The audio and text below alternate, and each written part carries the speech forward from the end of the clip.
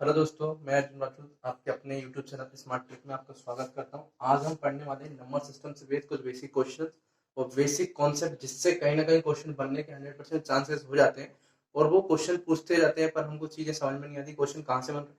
तो हम चीजों को वन बाई वन सीख लेते हैं कि क्वेश्चन किस तरीके से बनने के चांसेस होते हैं। ठीक है, अगर हम देखिए फर्स्ट ऑफ ऑल हमारा दिखा है प्राकृत संख्या, जिसे हम नेचुरल नंबर बोलते हैं। नेचुरल नंबर क्या होता है? हमारा जो गिनती की संख्या होती है, देखा आपने होगा कि 1 2 3 और 4, ये जो डट जो होती है आगे तक की जो होती है, वो हमारी कहीं ना कहीं हमारी नेचुरल नंबर होती है। ठीक है, अगर सेकंड देखेंगे पूर्ण संख्या। पूर्ण संख्या मतलब जो होता है होल नंबर।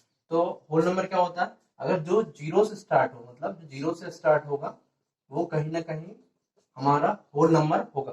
देखिए क्वेश्चन किस तरीके से बन सके, आपको एक ऑप्शन दिया जाएगा कि वन दिया जाएगा कि आपको सपोज करो इनमें से पूछा गया कि आपका होल नंबर क्या है। तो संख्या तो दे दी कि आपसे पूछा जाएगा किस नंबर से होती है। जीरो से स्टार्ट होती है, वन से स्टार्ट होती है, थ्री से स्टार्ट होती है, फोर से स्टार्ट होती है।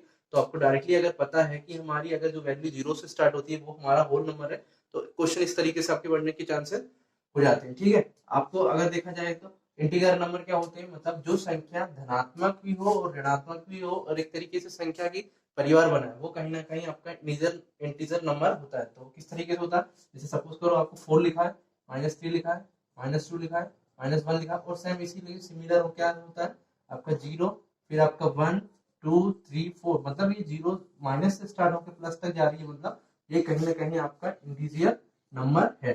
ठीक है, अब आप देखते हैं इवन नंबर। इवन नंबर तो मोस्टली आपको सब लोग को पता होता है। इवन नंबर क्या होता है? इवन नंबर होता है जैसे कि 2 4 6 6 8, ये कहीं ना कहीं आपके इवन नंबर होते हैं। ऑड नंबर भी आपको पता होगा। ऑड नंबर क्या होते हैं? ऑड नंबर आपके होते हैं जो 1 1 3 5 7, ये आप इन दोनों के बीच में जो सेम डिफरेंस ही होता है, सेम ही होता है। ठीक है, आपको देखना है प्राइम नंबर। ये कहीं ना कहीं इससे क्वेश्चन बन सकता है कि प्राइम नंबर क्या होते हैं और को प्राइम नंबर क्या होते हैं। ठीक है, ये दोनों कहीं ना कहीं कंफ्यूजन वाली चीजें होती है जो कहीं ना कहीं हमको कंफ्यूज कर देती है और समझ में भी नहीं आती। तो आपको देखना है कि प्राइम नंबर क्या होते हैं। प्राइम नंबर वो नंबर होते हैं जिसमें किसी भी संख्या, मतलब सबसे पहले तो ये एक से बड़े नंबर होते हैं। ठीक है, और ये देखना है कि अगर वो संख्या खुद और वन जिससे उसका डिवीजन चल जाए, वो कहीं ना कहीं हमारे प्राइम नंबर होते हैं। देखिए जैसे कि आगे हम देखते हैं कि आपके जो प्राइम नंबर होते हैं, 2 होते हैं, 3 होते हैं, 5 होते हैं, 7 होते हैं, फिर उसके बाद 11, फिर 13। तो आप देख रहे हैं कि ये वो संख्या है जो कहीं ना कहीं खुद से या वन से डिवाइडेड है। वन से कहीं ना कहीं वन से और खुद से डिवाइडेड है, तो वो होते हैं आपके प्राइम नंबर होते हैं। ठीक है, अब आपको देखना है को प्राइम नंबर क्या होते हैं। आपने प्राइम नंबर तो देख लिया, पर इसके आगे क्या लग गया है? को प्राइम नंबर। को प्राइम नंबर क्या होते हैं?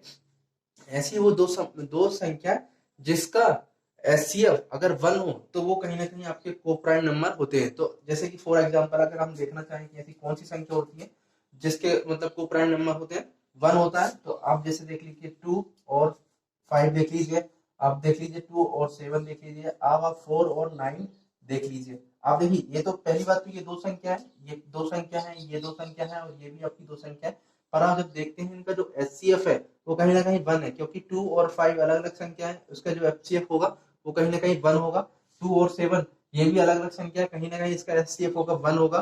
4 और 9 देखिए, देखने पर तो ऐसा लगता है कि यार कहीं ना कहीं ऐसा 2 और 3 भी सिमिलर है इसके इनटू का, पर इसका जो एचसीएफ होगा वो कहीं ना कहीं वन होगा। तो ये चीजों से हमने सीख लिया है कि सारी चीजें किस तरीके से पूछी जा सकती है।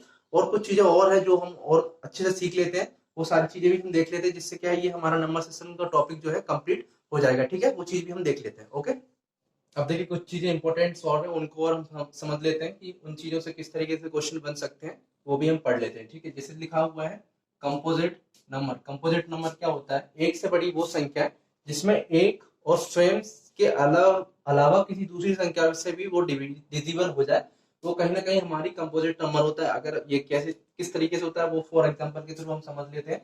मतलब एक या वह स्वयं से बड़ी वो संख्या जो स्वयं के अलावा किसी दूसरी संख्या से भी डिविजिबल हो जाए।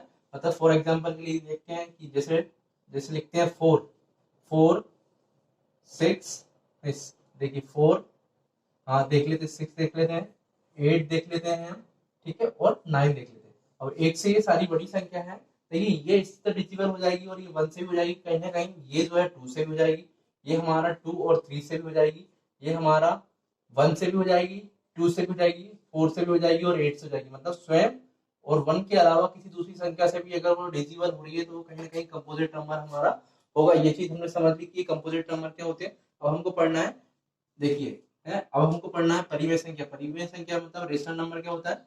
रेशनल नंबर वो नंबर होते हैं जो p बाई क्यू के फॉर्म में जिसे हम p बाई क्यू के फॉर्म में हम लिख सकते हैं। और ये p बाई p और q जो होता है कहीं ना कहीं एक कोई भी पूर्णांक संख्या होती है और q जो होता है नॉट इक्वल 0 होता है। ये चीज भी आपको याद रखना है। ये इसके एग्जाम्पल क्या होते हैं वो एग्जाम्पल भी हम समझ लेते हैं। जैसे अगर हम एग्जाम्पल लिखना चाहें तो ये हमारा हो जाएगा 3/7, ठीक है। और अगर और एग्जाम्पल लिखना चाहें 5/2, मतलब ये कहीं ना कहीं पॉसिबल है ये लिखना, ठीक है। ये चीज भी हमने समझ लेते हैं। अब हमारा क्या है, जिसको बोलते हैं अपरिमेय संख्या और उसको बोलते हैं अपरिमेय संख्या, जिसको बोलते हैं इरेशनल नंबर। अब ये क्या होता है, मतलब ये सिंपल इसी के जो होता है वो विपरीत होता है, मतलब उल्टा होता है। मतलब ये जो होता है p बाई क्यू के फॉर्म में इसको नहीं लिखा जा सकता है ना। और ये जो q होता है वो नॉट इक्वल आपका 0 होता है।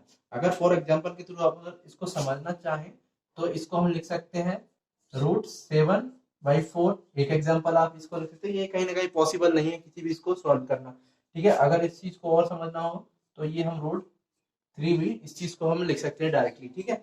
और अगर हमको समझना है जैसे ये वास्तविक नंबर मतलब रियल नंबर क्या होता है, रियल नंबर वो नंबर होता है जो परिमेय संख्या और अपरिमेय संख्या से दोनों से मिलकर बना होता है, वो कहीं ना कहीं हमारा रियल नंबर होता है। मतलब ये दोनों संख्या से मिलकर जो नंबर बने होते हैं वो कहीं ना कहीं हमारे रियल नंबर होते हैं। तो फॉर एग्जाम्पल के थ्रू हम देख लेते हैं। जैसे सपोज करो पहले ही एग्जाम्पल हमारा जो दिया था √7/4 दे दिया हमने, ठीक है। और भी चीज देते हैं जो कहीं ना कहीं डिविजन नहीं होती है, √3/1 ले लेते हैं, फिर हम √2 ले लेते हैं, फिर हम 0 ले लेते हैं, और इसके अलावा फिर हम क्या ले लेते हैं 0.4 ले लेते हैं। देखिए ये कहीं ना कहीं इरेशनल नंबर है और ये जो है वो रेशनल नंबर है। तो इन दोनों का जो योग होता है वो कहीं ना कहीं हमारा रियल नंबर होता है, ठीक है।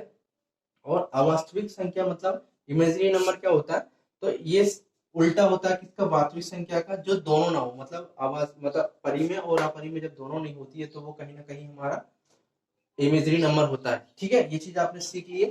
तो ये सारी चीजें मेरे जो है नंबर सिस्टम में कहीं ना कहीं इन चीजों से क्वेश्चन बनने के चांसेस हैं और सारी चीजें मेरी कंप्लीट भी हो गई है। तो सारी चीजें इस तरीके से क्वेश्चन बन सकते हैं, वो भी मैंने आपको बता दिया कि किस तरीके के क्वेश्चन बनने के चांसेस हैं। तो सारी चीजें कंप्लीट हो गई है। अगर और चीजें आपको पढ़ना है तो कहीं ना कहीं आपको नेक्स्ट वीडियो जो आएगी उसमें आपको देखना पड़ेगा नया टॉपिक कौन सा है। तो अगर ये सारी चीजें मेरे को अच्छी लगी हो तो आप वीडियो को लाइक कीजिए, अगर चैनल पर नए हो तो चैनल को सब्सक्राइब कीजिए। मिलते हैं आपको नेक्स्ट वीडियो में। Thank you so much, bye bye.